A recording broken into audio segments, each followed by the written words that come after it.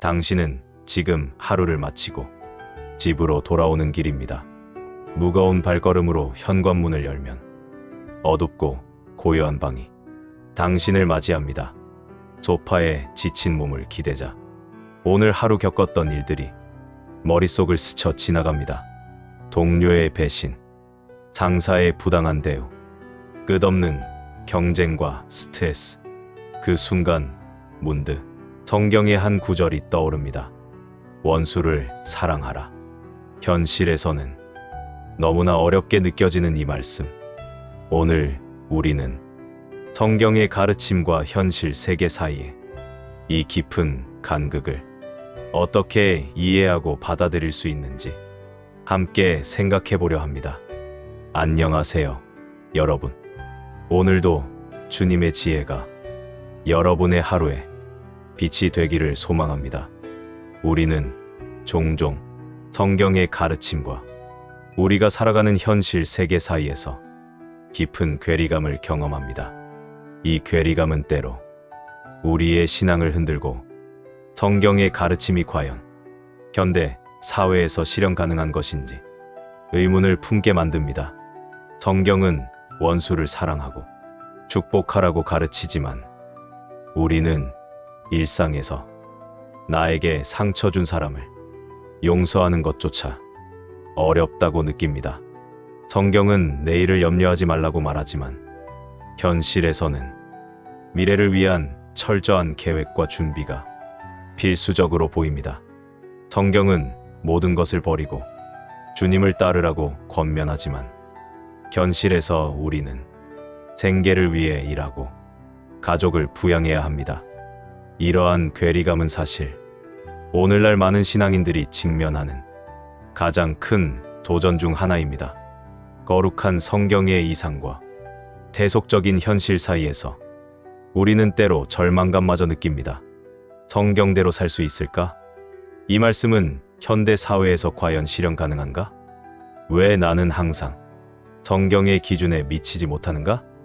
이런 질문들이 끊임없이 우리를 괴롭힙니다. 그렇다면 성경의 가르침이 현실과 동떨어져 보이는 근본적인 이유는 무엇일까요? 첫째로, 우리가 살고 있는 세상은 본질적으로 타락한 세상이라는 점을 기억해야 합니다. 창세기에서 아담과 이브의 타락 이후 우리의 세계는 하나님께서 본래 의도하신 완벽한 상태에서 멀어졌습니다. 죄가 세상에 들어온 이후로 인간의 관계, 사회 구조, 자연 환경까지 모든 영역이 왜곡되었습니다. 성경의 이상은 하나님의 본래 계획과 의도를 반영하지만 우리는 그 완전함에서 멀어진 세상 속에서 살아가고 있는 것입니다. 로마서 8장 22절은 이 현실을 명확하게 표현합니다. 피조물이 다 이제까지 함께 탄식하며 함께 고통을 겪고 있다고 성경은 말합니다. 우리가 경험하는 현실의 어려움과 모순, 부조리는 바로 이 탄식과 고통의 반영입니다. 성경의 가르침이 이상적으로 들리는 이유는 그것이 타락 이전에 본래 창조 질서와 미래에 완전히 회복될 하나님 나라의 모습을 보여주기 때문입니다. 둘째로, 우리는 인간적 한계와 본성을 가진 존재라는 점을 인정해야 합니다. 예수 그리스도께서는 완벽한 삶의 모범을 보여주셨지만 우리는 죄성을 가진 인간으로서 그 높은 기준에 쉽게 도달하지 못합니다. 사도 바울도 로마서 7장 15절에서 이러한 인간의 딜레마를 솔직하게 고백했습니다. 내가 원하는 것은 행하지 아니하고 도리어 미워하는 것을 행하는도다. 이것은 바울 같은 위대한 사도조차 겪었던 내적 갈등과 한계입니다. 우리 역시 마찬가지입니다. 우리는 옳은 것을 알면서도 행하지 못하는 연약함을 가지고 있습니다. 성경의 가르침이 우리가 궁극적으로 도달해야 할 목표를 제시하고 있다면 현실에서 우리는 그 여정의 중간 어딘가에 있는 것입니다. 그래서 때로 성경의 가르침과 우리의 현실 사이에는 간극이 존재할 수밖에 없습니다. 셋째로, 성경 말씀에 대한 우리의 이해가 제한적이라는 점도 괴리의 원인이 됩니다. 성경은 수천 년 전 전혀 다른 문화와 사회적 상황 속에서 기록되었습니다. 우리는 종종 현대적 관점만으로 성경을 해석하거나 역사적, 문화적 맥락을 고려하지 않고 문자 그대로만 받아들이는 오류를 범하기도 합니다.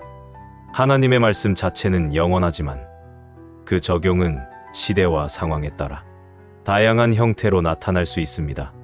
디모데후서 2장 15절은 진리의 말씀을 옳게 분별하라고 우리에게 권면합니다. 이는 성경을 기계적으로 읽는 것이 아니라 성령의 인도하심 가운데 말씀의 본질과 원리를 깊이 이해하고 현대적 상황에 지혜롭게 적용해야 함을 의미합니다. 때로 우리는 성경의 문자적 의미에만 집착한 나머지 그 말씀이 담고 있는 더 깊은 원리와 의도를 놓치기도 합니다.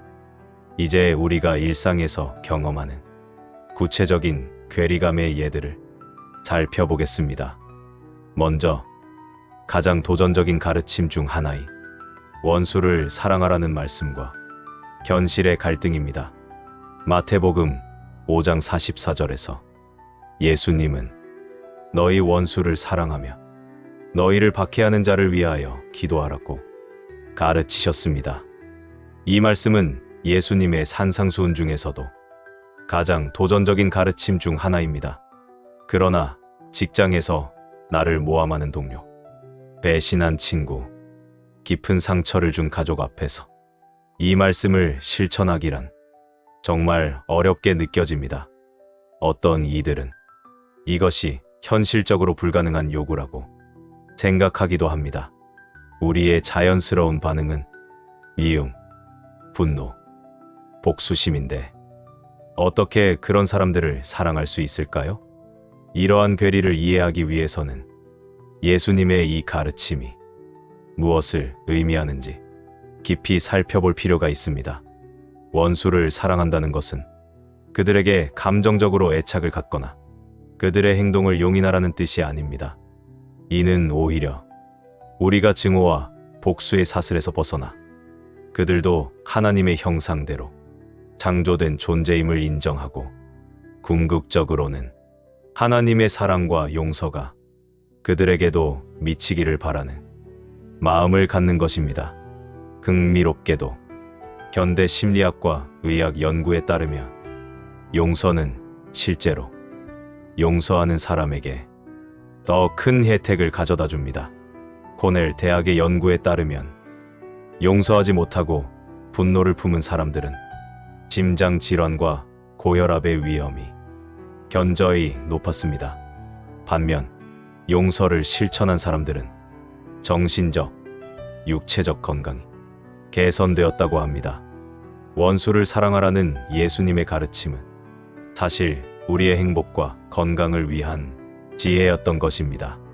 실제로 많은 간증에서 볼 수 있듯이 원수를 사랑하고 용서하는 실천은 결국 우리를 증오의 사슬에서 해방시키는 길입니다.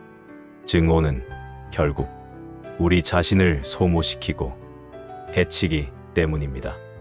이렇게 볼 때 예수님의 이 도전적인 가르침은 단순히 이상적인 윤리 기준이 아니라 우리의 진정한 행복과 자유를 위한 실질적인 지혜임을 알 수 있습니다.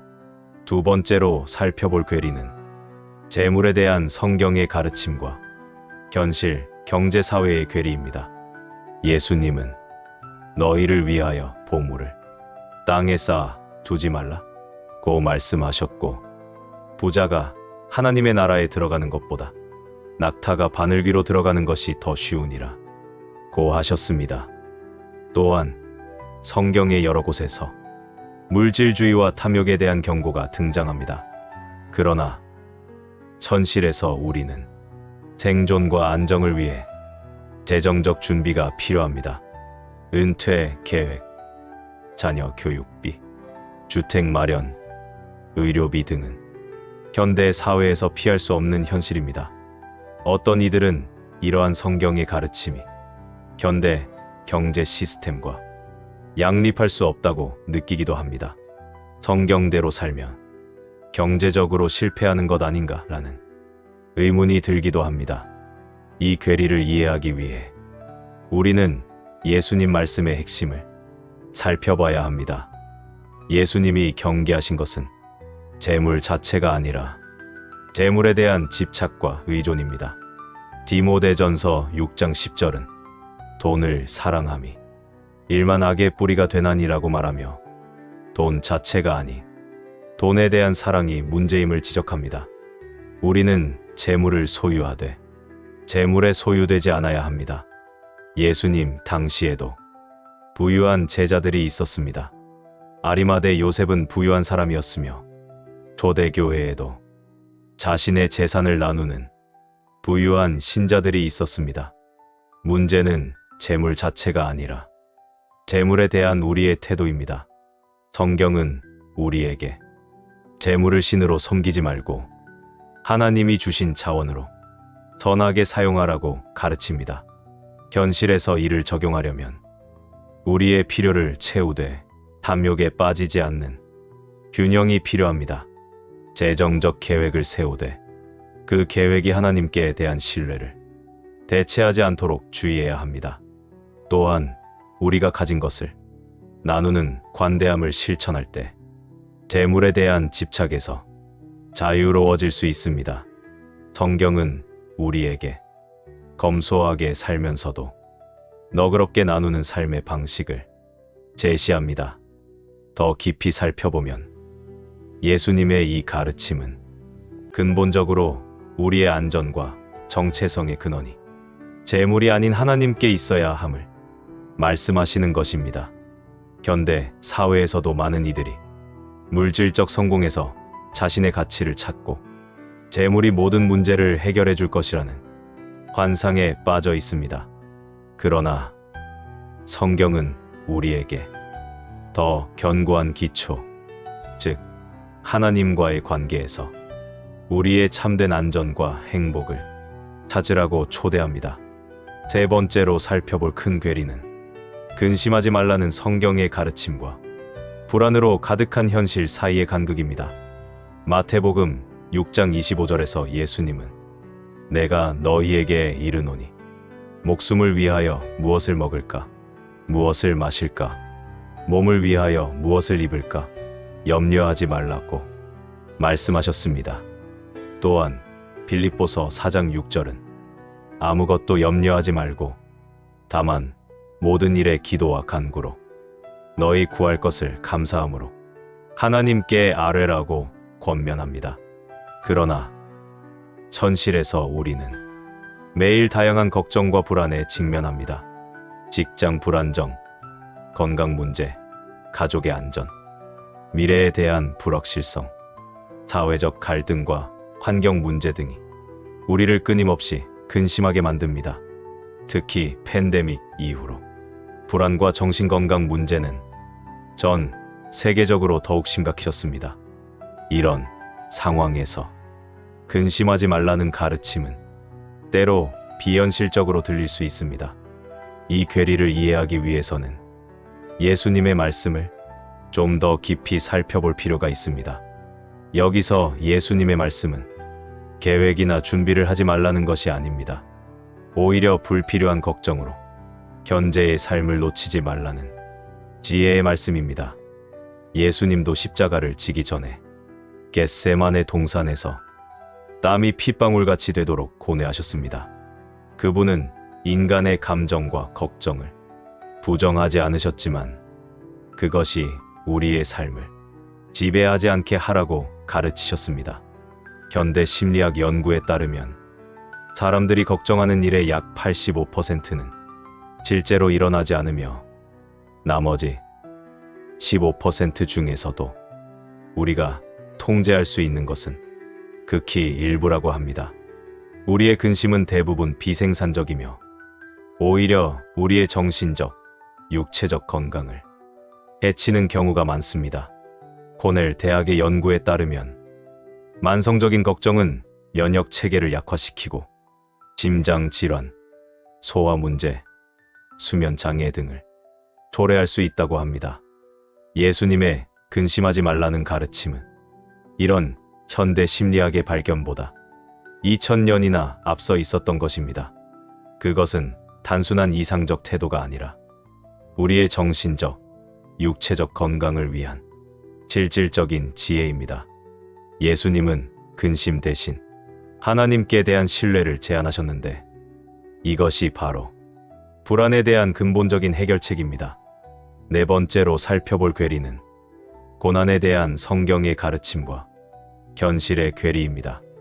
야고보서 1장 2절은 내 형제들아 너희가 여러 가지 시험을 만나거든 온전히 기쁘게 여기라고 말합니다. 베드로전서 4장 13절에서는 그리스도의 고난에 참여하는 것으로 즐거워하라고 권면합니다. 또한 로마서 5장에서는 환난이 인내를, 인내가 연단을, 연단이 소망을 이룬다고 설명합니다. 그러나 실제 고통과 시련 앞에서 이런 태도를 유지하기란 거의 불가능하게 느껴집니다. 심각한 질병, 사랑하는 이의 상실, 경제적 어려움, 자연재해, 전쟁과 폭력 등의 고난 앞에서 어떻게 기쁨을 찾을 수 있을까요? 이런 가르침은 때로 비현실적이거나 심지어 잔인하게조차 들릴 수 있습니다. 성경의 이 가르침을 이해하기 위해서는 그 본래 의도를 파악해야 합니다. 성경은 고통 자체를 즐기라는 의미가 아닙니다. 오히려 고난 속에서도 하나님의 목적과 성장의 기회를 발견할 수 있다는 것입니다. 로마서 8장 28절은 하나님을 사랑하는 자, 곧 그의 뜻대로 부르심을 입은 자들에게는 모든 것이 합력하여 선을 이루느니라고 말합니다. 이는 모든 일이 즉시 좋게 느껴진다는 것이 아니라 궁극적으로 하나님의 목적 안에서 의미를 찾을 수 있다는 것입니다.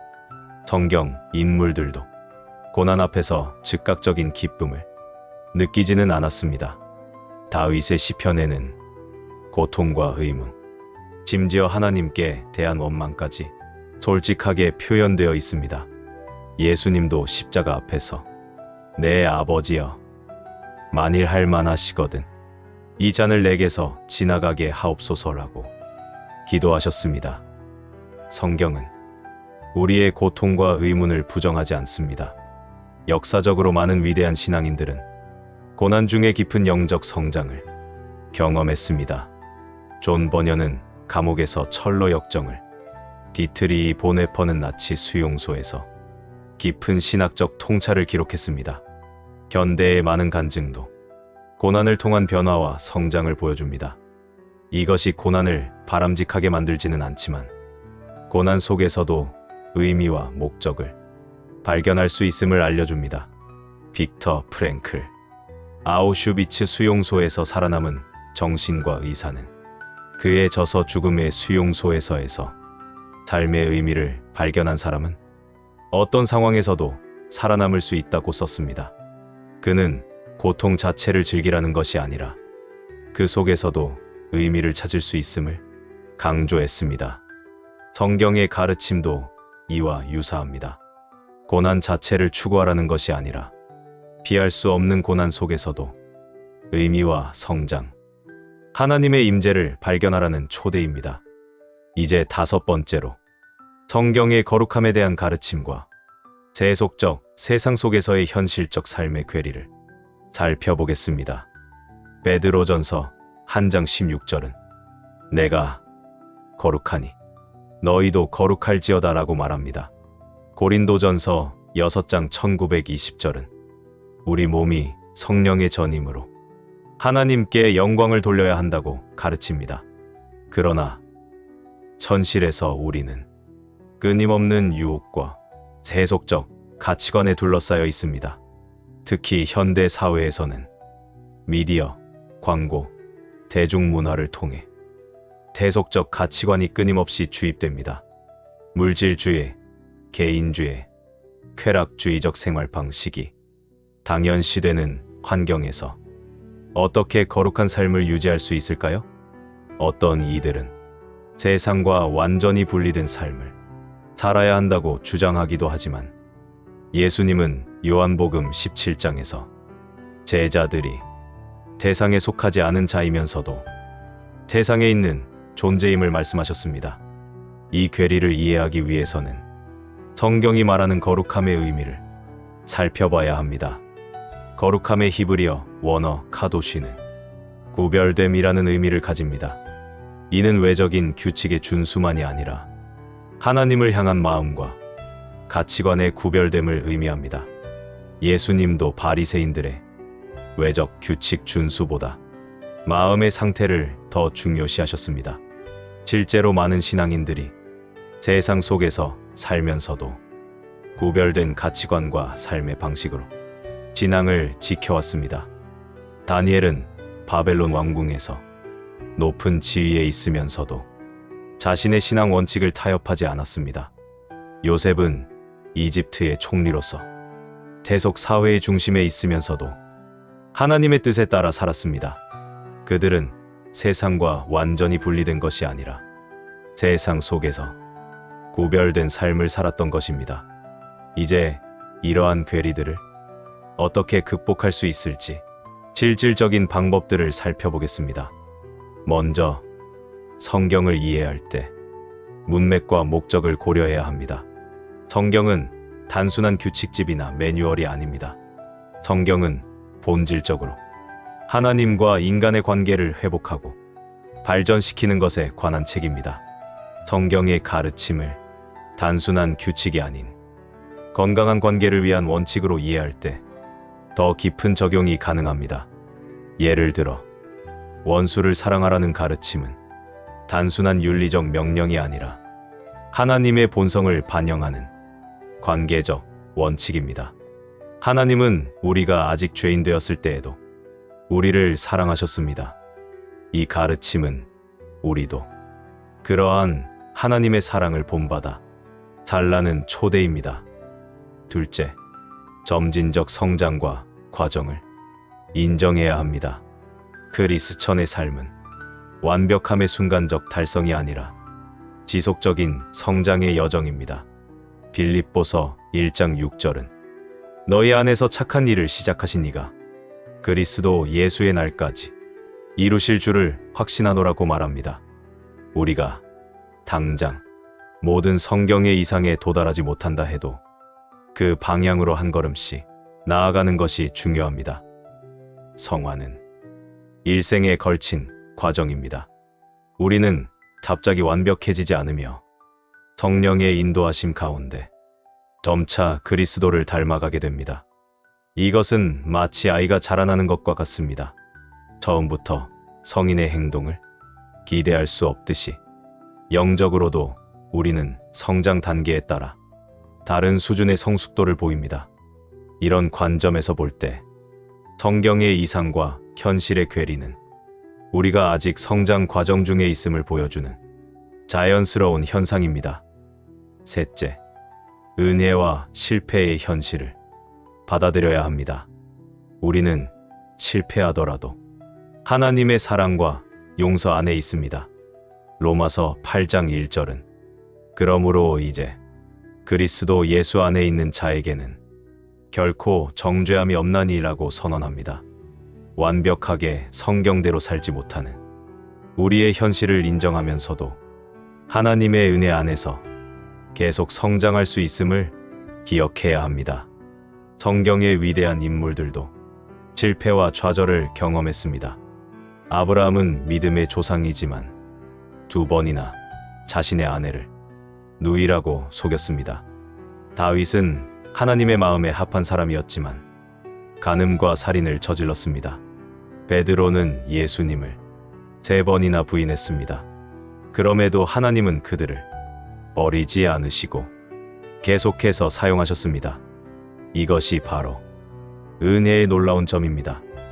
넷째, 공동체 안에서의 지지와 격려가 필요합니다.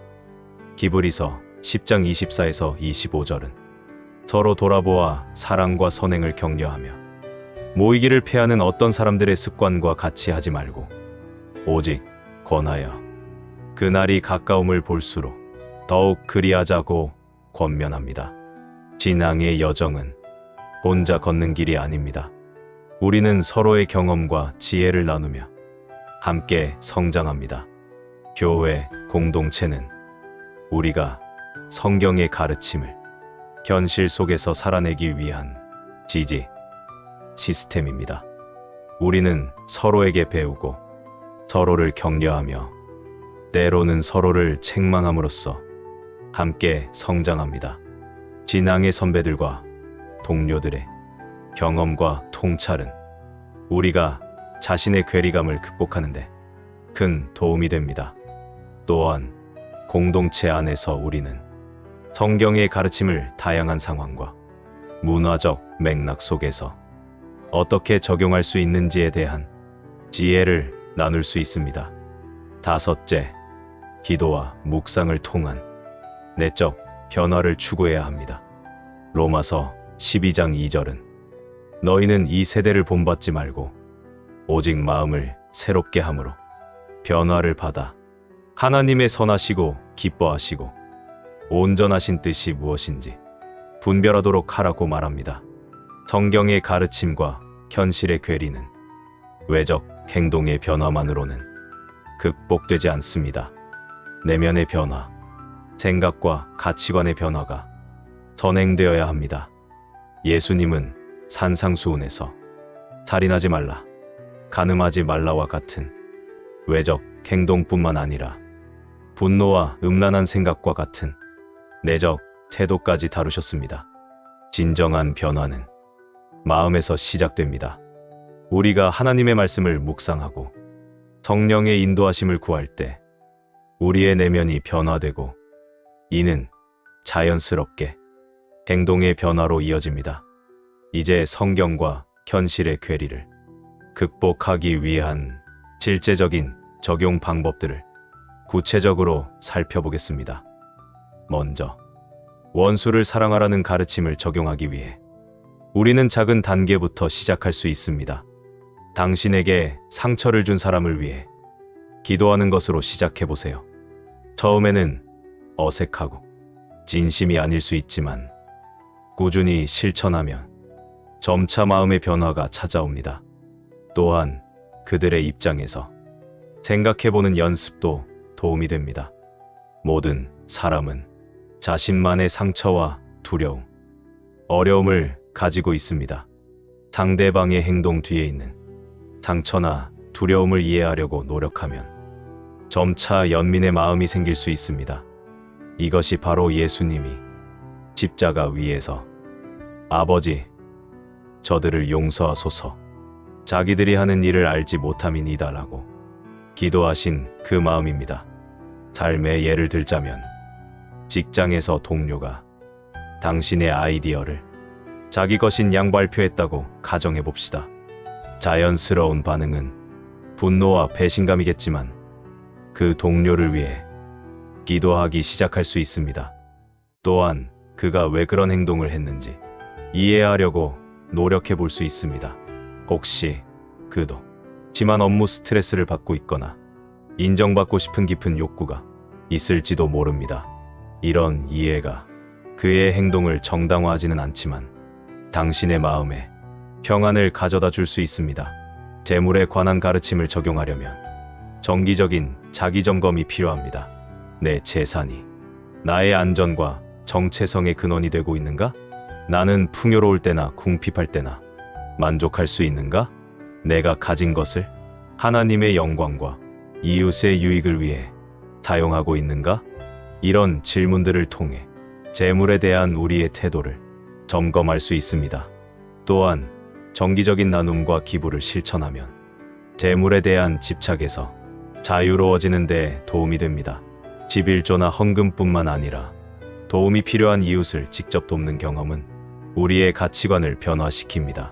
나눔을 통해 우리는 받는 것보다 주는 것이 더 복되다는 예수님의 말씀을 체험할 수 있습니다. 실제 삶에서의 예로 한 사업가가 자신의 사업이 번창하자 더 큰 집, 더 좋은 차를 구입하는데 집중했습니다. 그러나 그는 점점 더 많은 것을 원하는 자신을 발견했고 소유물이 늘어날수록 오히려 더 불안해졌습니다. 어느 날 그는 교회에서 재물에 관한 설교를 듣고 자신의 태도를 돌아보게 되었습니다. 그는 점차 자신의 수입 중 더 많은 부분을 나누기 시작했고 지역, 공동체와 해외 선교를 지원했습니다. 놀랍게도 그는 재물을 나눌수록 더 큰 자유와 기쁨을 경험했습니다. 그의 안전과 정체성의 근원이 재물에서 하나님께로 옮겨간 것입니다.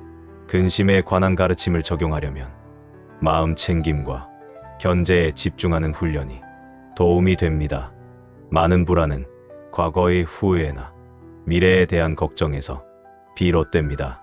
시편 118편 24절은 이날은 여호와께서 정하신 것이라 이날에 우리가 즐거워하고 기뻐하리로다 라고 말합니다. 매일 감사할 것들을 찾고 기록하는 습관은 근심을 줄이는데 큰 도움이 됩니다. 또한 우리가 통제할 수 없는 일들을 하나님께 맡기는 기도의 습관을 기르는 것도 중요합니다. 빌립보서 4장 6에서 7절은 아무것도 염려하지 말고 다만 모든 일에 기도와 간구로 너희 구할 것을 감사함으로 하나님께 아뢰라. 그리하면 모든 지각에 뛰어난 하나님의 평강이 그리스도 예수 안에서 너희 마음과 생각을 지키시리라고 약속합니다. 실제 생활에서의 예로 한 여성이 심각한 건강 문제로 수술을 앞두고 극심한 불안을 경험했습니다. 그녀는 밤마다 잠을 이루지 못하고 최악의 시나리오를 상상하며 두려워했습니다. 그러던 중 그녀는 마태복음 6장에 염려하지 말라는 말씀을 묵상하기 시작했습니다. 그녀는 매일 아침 기도로 시작하여 그날 하루를 하나님께 맡기기로 결심했습니다. 또한 매일 밤 감사일기를 쓰며 그날의 작은 축복들을 기록했습니다. 점차 그녀의 불안은 줄어들었고 수술을 앞두고도 평안을 경험할 수 있었습니다. 그녀의 상황은 바뀌지 않았지만 그녀의 관점과 마음가짐이 변화된 것입니다. 고난에 관한 가르침을 적용하려면 고난 속에서도 의미와 목적을 찾는 연습이 필요합니다. 어려운 상황에서 이 경험을 통해 내가 배울 수 있는 것은 무엇인가? 이 상황이 나를 어떻게 성장시킬 수 있는가? 이 경험을 통해 내가 다른 사람들을 어떻게 더 잘 이해하고 도울 수 있을까? 라고 질문해 보세요. 또한 고난 중에도 감사할 수 있는 것들을 찾는 것이 중요합니다. 데살로니가전서 5장 18절은 범사에 감사하라. 이는 그리스도 예수 안에서 너희를 향하신 하나님의 뜻이니라고 말합니다. 어떤 상황에서든 감사할 것을 찾을 수 있다면 우리는 고난 속에서도 기쁨을 경험할 수 있습니다. 실제 사례로 한 남성이 갑작스러운 실직으로 큰 위기를 맞았습니다. 처음에는 분노와 절망감이 그를 압도했지만 점차 그는 이 시간을 새로운 시작의 기회로 받아들이기 시작했습니다. 그는 이 기간 동안 자신이 진정으로 하고 싶었던 일이 무엇인지 깊이 성찰하게 되었고 새로운 기술을 배우며 자신을 개발했습니다. 또한 그는 가족과 더 많은 시간을 보내며 관계를 깊게 할 수 있었습니다. 결국 그는 이전보다 더 적성에 맞고 보람 있는 직업을 찾게 되었습니다. 그에게 실직이라는 고난은 결국 새로운 기회와 성장의 계기가 되었던 것입니다. 거룩함에 관한 가르침을 적용하려면 규칙, 준수보다는 그리스도와의 관계에 집중해야 합니다. 거룩함은 단순히 하지 말아야 할 것들의 목록이 아니라 그리스도를 닮아가는 적극적인 과정입니다. 우리가 예수님과의 관계 속에서 그분의 사랑과 성품을 더 깊이 알게 될 때 자연스럽게 그분을 닮아가게 됩니다. 또한 일상에서의 작은 선택들이 중요합니다. 우리의 삶은 큰 결정뿐만 아니라 매일의 작은 선택들로 형성됩니다. 우리가 매일 말하는 방식, 시간을 사용하는 방식, 다른 사람들을 대하는 방식 속에서 우리의 가치관이 드러납니다. 대속적 문화와 차별화되는 삶을 살기 위해서는 이런 일상의 작은 결정들에 주의를 기울여야 합니다. 실제 예로 한 대학생이 학교에서 대속적 가치관에 끊임없이 노출되며 진앙의 위기를 경험했습니다. 그는 점차 자신의 신앙과 가치관이 흔들리는 것을 느꼈습니다. 이에 그는 매일 아침 성경 읽기와 기도로 하루를 시작하고 캠퍼스 내 기독교 동아리에 참여하여 같은 가치관을 가진 친구들과 교제하기 시작했습니다. 또한 그는 자신의 전공 분야에서 기독교적 세계관을 어떻게 적용할 수 있는지 깊이 고민하며 공부했습니다. 점차 그는 세상 속에서도 구별된 삶을 살 수 있는 내적 힘을 키워갔고 오히려 주변 친구들에게 긍정적인 영향을 미치게 되었습니다. 성경과 현실의 괴리는 우리가 불완전한 세상에서 완전을 향해 나아가는 여정의 일부입니다. 이 긴장감은 사라져야 할 문제가 아니라 오히려 우리를 성장시키는 원동력이 될 수 있습니다. 고린도전서 13장 12절은 우리가 지금은 거울로 보는 것 같이 희미하나 그때에는 얼굴과 얼굴을 대하여 볼 것이요 지금은 내가 부분적으로 아나 그때에는 주께서 나를 아신 것 같이 내가 온전히 알리라고 말합니다. 우리는 아직 완전한 이해와 실천에 이르지 못했지만 그 방향으로 나아가고 있습니다. 때로는 성경의 가르침과 현실 사이의 괴리에 좌절할 수도 있습니다. 그러나 그것은 우리의 신앙이 살아있다는 증거이기도 합니다. 진정한 문제는 괴리를 느끼지 못하는 것, 즉 성경의 이상에 대한 열망을 잃어버리는 것입니다. 제 개인적인 경험을 나누자면 몇 년 전 저는 직장에서 심한 모함을 당한 적이 있습니다. 동료가 제가 하지 않은 일로 저를 비난하고 상사에게 거짓 보고를 했습니다. 처음에는 분노와 복수심으로 가득 찼고 원수를 사랑하라는 말씀은 현실과 너무 동떨어진 것처럼 느껴졌습니다. 어떻게 나를 해치려는 사람을 사랑할 수 있을까요? 그러나 기도 중에 점차 그 동료의 행동 뒤에 있는 불안과 두려움을 보게 되었습니다. 그도 자신의 자리를 지키기 위해 필사적이었던 것입니다. 물론 그의 행동이 옳다는 것은 아니지만 점차 그를 이해하기 시작했습니다. 놀랍게도 몇 달 후 진실이 밝혀졌고 그는 공개적으로 사과했습니다. 만약 제가 복수심에 사로잡혀 있었다면 화해의 기회는 없었을 것입니다. 이 경험을 통해 원수를 사랑하라는 가르침이 단순한 이상이 아니라 실제로 우리의 삶을 더 나은 방향으로 이끄는 지혜임을 깨달았습니다. 신앙의 여정에서 중요한 것은 완벽함이 아니라 진실성과 지속성입니다. 실패하더라도 다시 일어나 하나님의 은혜를 의지하며 한 걸음씩 나아가는 것이 중요합니다. 성경의 이상과 현실 사이의 괴리는 우리의 부족함을 보여주지만 동시에 우리가 도달해야 할 목표를 제시합니다. 또한 성경의 가르침들은 단순히 도덕적 규율이 아니라 우리의 진정한 행복과 번영을 위한 지혜라는 점을 기억해야 합니다. 하나님의 계명은 우리를 제한하기 위한 것이 아니라 우리를 자유롭게 하고 온전하게 하기 위한 사랑의 표현입니다.